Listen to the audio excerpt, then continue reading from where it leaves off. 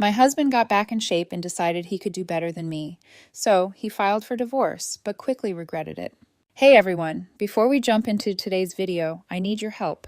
We've noticed the channel is losing some traction, and subscribing is one of the best ways you can support us. It's quick, free, and it helps us keep bringing you awesome content. Your support means the world. Let's keep this channel growing together. Thanks so much. Now let's start the video. What's up everyone? It's Brittany here. Buckle up because my life turned into a wild mess not long ago. I'm 34, just your average warehouse manager living in Columbus. My life wasn't flashy, but it was steady. I had a good job, a nice house, and I was married to Make. We'd been together for 5 years, married for 3, and I thought we had a decent thing going. Sure, we weren't that lovey-dovey couple from TV, but we made it work. Bills got paid, we had our date nights, and the occasional argument was just normal marriage stuff, or so I thought. About 6 months ago, Makey decided to go on a big fitness journey. It came out of nowhere, but I was on board. He joined this upscale gym downtown that honestly looked more like a spa than a gym. He got himself a personal trainer, Iva, and suddenly started talking about meal prep, macros, and detox plans. I didn't mind. In fact, I encouraged him. Encouraged? I mean, everyone deserves to feel good about themselves, right? Plus, I figured it was just a phase, like his short-lived woodworking hobby, or that time he got into fantasy football drafts. At first, I even pitched in to help him. I started taking on more of the chores, dishes, laundry, groceries, so he'd have more time to focus on his workouts. I thought it was a way to show him I cared, but slowly things started to shift, and not in a good way. The more weight Make lost, the bigger his ego grew. He became obsessed with his reflection, spending hours in front of the mirror tweaking his gym outfits or snapping the perfect progress pic for Instagram. He wasn't just doing this for himself. He wanted an audience. I remember this one time when I suggested we watch a movie together. It was a Friday night, and I thought we could relax like old times. He scoffed. "Brittany, I don't have time to sit around. I have goals to crush." Goals? What goals? We weren't talking about running a marathon or climbing Mount Everest. He was just lifting weights and drinking green sludge. But whatever, I shrugged it off. Maybe I was being the unreasonable one. Then came the morning. It started like any other. I was half asleep, nursing my coffee before heading to work while Make was downing his usual kale spinach disaster smoothie. He was dressed in his workout gear, scrolling through his phone like his life depended on it. Out of nowhere, he says, "I deserve more in life." I looked up, still groggy. Huh? More of what? He put his smoothie down and stared at me, all serious. "This marriage is holding me back, Brittany. I'm filing for divorce." I swear I thought it was a joke. I even laughed, thinking he was messing with me, but he wasn't laughing. His face was stone cold. "I've outgrown this," he said, like I was some outdated piece of furniture he was ready to toss. "You wouldn't understand." I sat there completely blindsided. My husband, the man I'd shared years of my life with, just dropped this on me like it was no big deal. I tried to process his words, but all I could feel was this mix of shock and anger boiling in my chest. "What do you mean you've outgrown this? Outgrown what?" He sighed like I was a child asking too many questions. "Brittany, I've been working on myself, trying to be the best version of me. And frankly, this life doesn't match my potential anymore. I want more than this house, this routine, this you." His words hit me. He didn't even sugarcoat it. I was part of the problem in his eyes. The life we'd built together wasn't good enough for him anymore. He grabbed his gym bag and walked out the door without so much as a goodbye. I sat there staring at the half-empty glass of green sludge he left behind, wondering what the hell just happened. That day at work was a blur. I went through the motions, but my mind was stuck on Make. Was this real? Was he actually leaving me? We'd had arguments before, sure, but divorce? It felt so sudden, so calculated. And the way he said it, like he'd been rehearsing this speech for weeks, made it clear he'd already made up his mind. Over the next few days, the cracks in our marriage became glaringly obvious. He barely spoke to me unless it was about dividing up the house or setting up mediation. He started staying out late, claiming he was at the gym or with friends. His phone was glued to his hand, and his Instagram was blowing up with selfies and captions like "New chapter, who this?" and "Living my best life." Every post was a slap in the face, a reminder that he'd already moved on mentally, even if the papers weren't signed yet. One night while scrolling through my own social media, I noticed he'd deleted every picture of us. Wedding photos, gone. Anniversary posts, erased. It was like I'd been scrubbed from his life entirely. Meanwhile, his new posts were racking up likes and comments from people hyping him up. "You're glowing. Such an inspiration." It made me sick. None of these people knew the real Make or what he was putting me through. Another night, I overheard him on the phone while I was getting ready for work. He was in the kitchen, talking to someone in that fake, sugary voice he used when he wanted something. "Yeah, I just feel so free now," he said. "I'm finally doing what makes me happy." He paused, then giggled. "She doesn't even get it. She's stuck in the past." That was the moment it hit me. Make wasn't just leaving me. He was reinventing himself, and I was the anchor he was cutting loose. But here's the thing. I'm not the kind of woman to just roll over and take it. He thought he could steamroll me and walk away with everything. But he was in for a rude awakening. This was only the beginning. And if Make wanted a fight, he'd get one. But wait, it gets worse. One afternoon, I'm grabbing lunch at this cafe near work. I'm minding my business, scrolling through my phone, when I overhear these two women at the next table. They're talking about some fitness guy they found online. I didn't pay much attention until one of them said his name, Make. My stomach dropped. They were laughing, talking about how he had some premium content he was promoting. At first I thought, no way, not Make. But then one of them showed his Instagram on her phone. It was him, my Make. They went on about how he'd started teasing an OnlyFans account, posting links in his bio like for the real workouts. My blood boiled. This wasn't just some fitness phase. He was using his newfound freedom to become a full-blown thirst trap for money. When I got home, I confronted him. He was sitting on the couch, scrolling through his phone like nothing had happened. "Make," I said, trying to keep my cool. "What the hell is this OnlyFans thing I'm hearing about?" He looked up completely unfazed. "It's my body, Brittany, my choice, and it's none of your business anymore." I couldn't believe his nerve. None of my business? We're still married. You're out here selling yourself on the internet while I'm trying to hold our lives together. He rolled his eyes like I was some outdated fossil who just didn't get it. "It's not selling myself. It's content creation. Plenty of people do it. Besides, it's not like you're paying my bills anymore." That's when it hit me. Make didn't just want a divorce. He wanted a whole new life. One where he was the star, the main character, and I was just some extra he'd written off. He wasn't embarrassed or apologetic.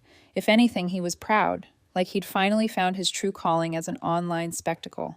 Over the next few weeks, his antics escalated. He started dressing like he was auditioning for a reality show. Tight shirts, flashy watches, cologne strong enough to choke a horse. Every time he walked out the door, he looked like he was heading to some red carpet event, not the grocery store. And the captions, they got worse. "Living my truth. No more holding back." And the one that made me want to throw my phone. "He's not a husband anymore. He's a force of nature." The audacity. While Make was out playing celebrity, I was stuck dealing with the fallout. Lawyers, paperwork, etc. But Make wasn't as untouchable as he thought. My lawyer, Steve, absolute legend, had been doing some digging. Turns out he'd been seeing a gold digger. And with a gym membership, I think you could guess whom I'm talking about. Stay tuned, folks. Things are about to get messy. I'll update you ASAP. Update 1. What's up again, Reddit? It's Brittany, your favorite soon-to-be divorced woman with a front-row seat to my ex's drama-fueled, glow-up disaster. If you've been keeping up, you know my husband Make decided he was too good for this life, left me high and dry, and has been parading around town like he's some fitness celebrity. But let's talk about the woman who's been fueling this whole mess. Iva. Yep, his personal trainer. Real original, right? The second I heard her name, I knew this wasn't just some innocent trainer-client relationship. Iva was the type of woman you'd expect to see on a reality dating show. Perfect hair, spray-tanned, always dolled up like she was about to step on stage. She was all charm, curves, and fake laughs, like she walked out of a bad rom-com. Make wasn't subtle about their connection either. One day, he strutted into the house after his workout, practically glowing. "Eva says I'm the strongest I've ever been," he bragged, not even looking at me. "Yeah, Make. I'm sure Iva also told you she's never trained anyone like you before, because that's her script." A few weeks later, he stopped pretending it was just workouts. He started dropping her name in casual conversations. "Iva's taking me to this new vegan restaurant. Iva said this protein powder is life-changing." Meanwhile, I'm standing there like, do I look like I care? But Make wasn't just name-dropping. He was flaunting her like she was his prize. Word spread fast. Friends started texting me with sightings of Make and Eva all over town.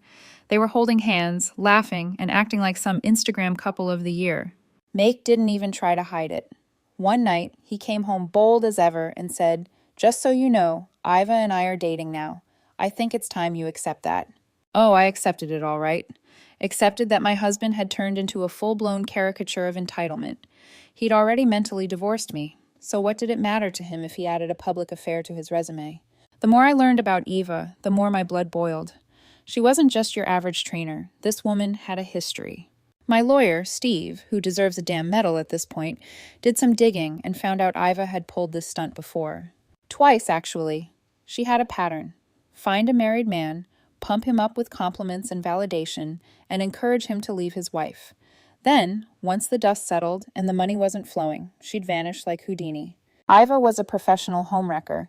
It wasn't love, it was a hustle. She hyped these men up, made them feel invincible, and rode their wave until it wasn't convenient anymore. And Make? He was the perfect mark. He craved attention and validation like a fish craves water. Iva had him wrapped around her finger, and he didn't even see it. The worst part was how smug he was about it. I heard from mutual acquaintances that Make was already talking about their big plans. He apparently told someone, "Once the divorce is finalized, Iva and I are going to build an empire." Empire? Dude, you're a warehouse manager, not a tech mogul. But sure, dream big. Make wasn't just banking on his own income. He was banking on my money. He was demanding half my savings, spousal support, and even trying to take the house. He thought he could waltz into court, play the victim, and walk away with a golden ticket for him and Eva's new life. Little did he know, my lawyer had receipts, and I wasn't about to roll over. Let me paint you a picture of what Make and Iva looked like as a couple. Imagine a guy who only owns tight workout shirts, standing next to a woman who suddenly thinks she's a Kardashian. They were all over social media, posing in front of fancy cars, not theirs, and tagging themselves at expensive restaurants. I'm guessing Make was footing the bill with the money he thought he'd get from me. It was like they were trying to scream, "Look at us! We're winning." But to anyone with half a brain, it was clear they were overcompensating. Their relationship wasn't without cracks, though. Iva's over-the-top personality started to clash with Make's growing diva complex. One night, I heard him on the phone in the kitchen arguing with someone. "I don't care what your exes said about you, Iva. You're with me now, and I deserve better than your baggage." I didn't catch the rest, but it was enough to tell me their little fantasy wasn't as perfect as they wanted everyone to believe. As much as it pissed me off, there was something oddly satisfying about watching Make go all in on Iva. He'd bet everything on this woman, thinking she was his ticket to a better life. And it was only a matter of time before the house of cards came crashing down. My lawyer and I were making sure of that. After mediation, Make's confidence took a hit. He walked into that room acting like a king and walked out looking like a deer in headlights. It was beautiful. Iva, his ever-loyal hype woman, didn't even try to comfort him. She just sulked behind him, scrolling on her phone. That was my first clue that their little empire wasn't as solid as Make wanted everyone to believe. But let's rewind a bit. Mediation wasn't just a setback for Make, it was a disaster. He thought he was going to come in, cry a little, and walk out with the house, half my savings, and spousal support. His lawyer painted this picture of him as the underappreciated husband who sacrificed everything for my mediocre dreams. You know, mediocre dreams. Me working my ass off at this warehouse job for years. Steve, my lawyer, was ready. He had spreadsheets, screenshots, and even credit card statements to back me up. Make had been burning through our joint account for months before he filed for divorce. We're talking luxury spa days, designer clothes, and $200 dinners. While I was eating leftovers and trying to figure out what went wrong, Steve made sure the court saw every penny he wasted. Then came Iva's skeletons, her past affairs, her pattern of sweet-talking married men, and how she always bailed when the money didn't flow like she expected. The cherry on top? Steve found messages from one of Iva's exes warning Make to be careful. Of course, Make didn't listen. He thought he was different. Iva's smirk was gone too. In fact, she looked downright uncomfortable. She probably realized her little scam was unraveling in real time. Make tried to defend her, saying, "Iva isn't like that anymore." But the evidence was stacked against them. The judge wasn't buying their act. By the end of the session, it was clear Make wasn't going to walk away with the fortune he thought he'd get. "Iva, She looked like she was already planning her exit strategy. After mediation, Make started acting off. He wasn't as smug anymore. He still tried to post his motivational nonsense on Instagram, but the captions got desperate. Instead of living my best life, it was stuff like, growth isn't always easy, but it's worth it. Yeah, sure, Make. Keep telling yourself that. Iva, on the other hand, was showing her true colors. She was still around, but she wasn't as present as Make made her out to be. She started skipping out on their public appearances. No more hand-holding at fancy restaurants or couple goals gym selfies. Word got around that she was already flirting with another one of her clients, a younger guy who apparently didn't come with Make's baggage. Typical. One night, Make came home late. I was still living in the house with him at the time because legally I couldn't kick him out, and he stumbled in looking absolutely drained. I didn't say a word. I just sat there on the couch watching him. He plopped his designer bag on the counter and sighed dramatically, like he wanted me to ask what was wrong. But I wasn't playing that game. I just went to my room. The next morning, Make tried to act like everything was fine. He walked around the kitchen making one of his kale smoothies, but his usual smugness was gone. Eva's been busy with her clients, he said out of nowhere. I didn't respond. I knew he wanted me to bite, to ask about her, but I wasn't giving him the satisfaction. A week later, the real drama started. I got a call from Steve. Apparently, Make had filed some last-minute paperwork trying to claim more assets. He wanted emotional compensation for the stress I'd caused him during the marriage. Yes, you read that right. Make thought he could get more money by blaming me for his midlife crisis.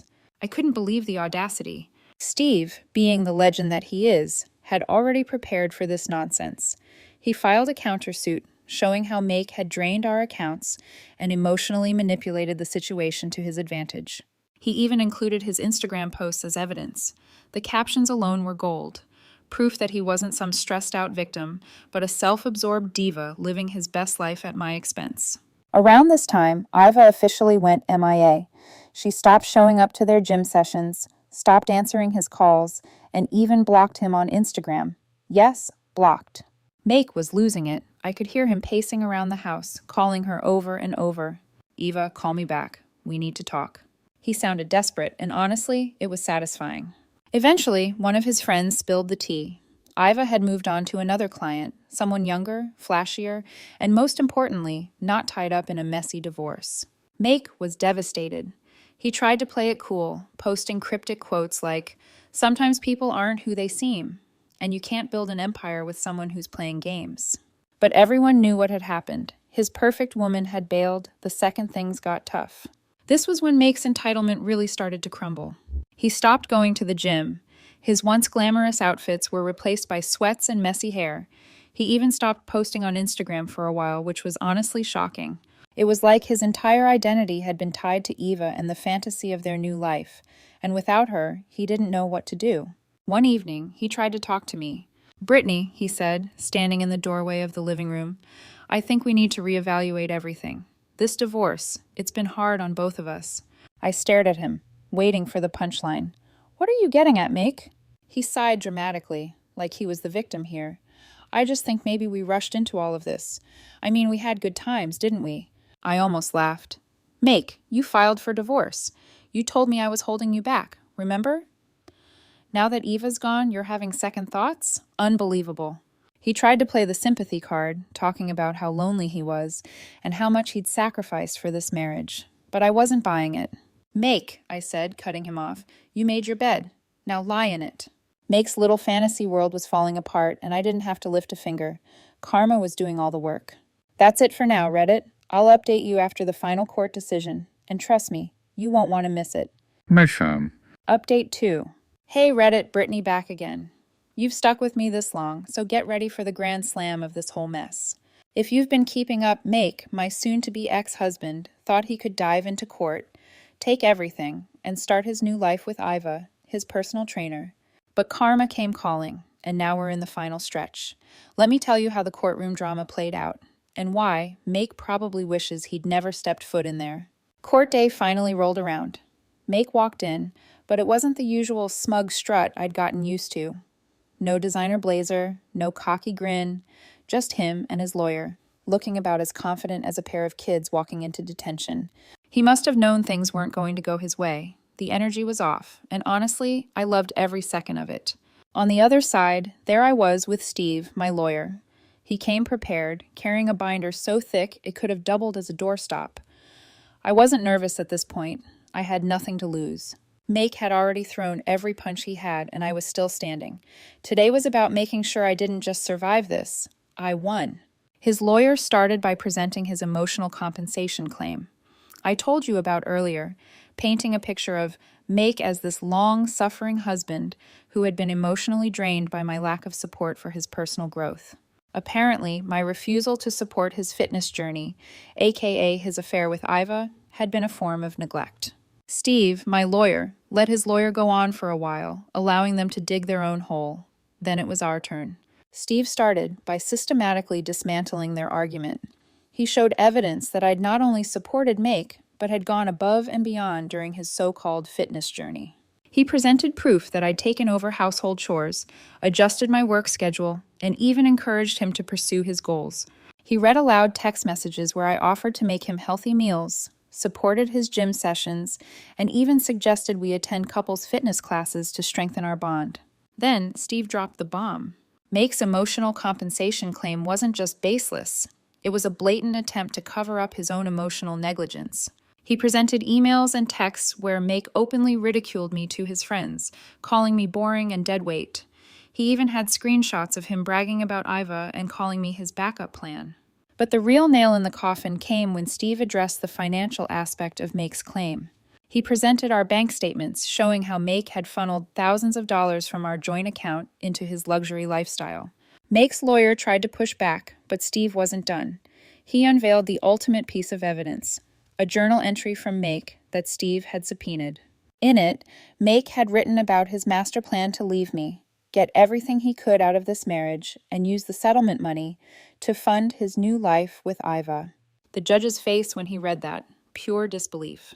The courtroom was dead silent as the judge flipped through the paperwork, his stern expression growing heavier with each page. Make sat next to his lawyer, visibly tense, his polished nails nervously drumming against the table. His confidence, which he had flaunted so boldly in mediation, had evaporated into thin air. Across from him, I sat with Steve, my lawyer, feeling a mix of anticipation and satisfaction. This was it. The moment everything Make had spun into his narrative would unravel. The judge began by addressing Make's emotional compensation claim. "Mr. Patterson," he said, his voice steady but firm, "your request for emotional compensation lacks any substantive evidence." He paused, letting the words sink in before continuing. "While emotional distress is a valid consideration in some cases, this court requires clear and demonstrable proof. Your claims are based on subjective feelings, not facts." Then the judge turned his attention to Steve's counter-arguments. He recounted the text messages, bank statements, and Instagram captions that painted a starkly different picture from the one Make and his lawyer had tried to present. "Mrs. Patterson," the judge said, addressing me for the first time, "you've demonstrated a clear and consistent pattern of support for your husband during the marriage. The evidence provided shows no indication of emotional neglect. In fact, it suggests the opposite. You went above and beyond to accommodate his needs and aspirations." Make's lawyer tried to interject, stumbling over an objection that the evidence was taken out of context. The judge silenced him with a raised hand. "The context is clear, counselor. Let's move on." Next, the judge turned to the financial aspect of the case. He methodically reviewed the evidence Steve had presented. "Mr. Patterson," the judge said, his tone growing colder, "you withdrew over $23,000 from your joint accounts in the period leading up to this divorce filing. These funds were not used for household expenses or shared needs. Instead, they were spent on luxury items, high-end dining, and personal indulgences. The court finds this behavior irresponsible and in direct violation of your marital financial obligations."